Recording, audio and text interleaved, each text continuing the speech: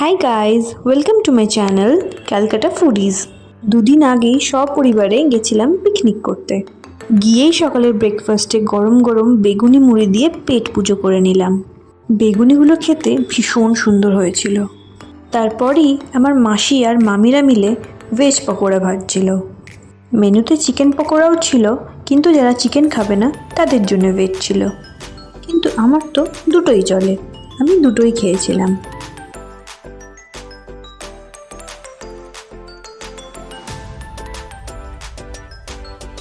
এখানে চিকেন পকোড়াটা আগে থেকেই ম্যারিনেট করে রেখে দেওয়া হয়েছিল। ভেজ পকোড়াগুলো ভীষণ মুচমুচে হয়েছিল আর খেতেও অসাধারণ ছিল। মেইনলি এটা ছিল পালং শাক দিয়ে। শুনতে অদ্ভুত লাগলেও খেতে অসাধারণ হয়েছিল, আমার বেশ ভালো লেগেছে। তারপর গরম তেলে চিকেন পকোড়াগুলো ভাজা হচ্ছিল।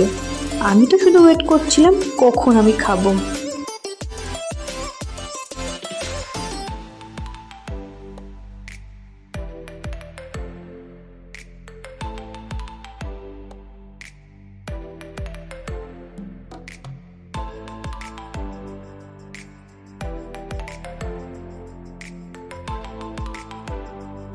কড়াই থেকে তোলা মাত্রই গরম গরম পকোড়া যে কটা খেয়েছি আমার নিজেরই হিসেব নেই।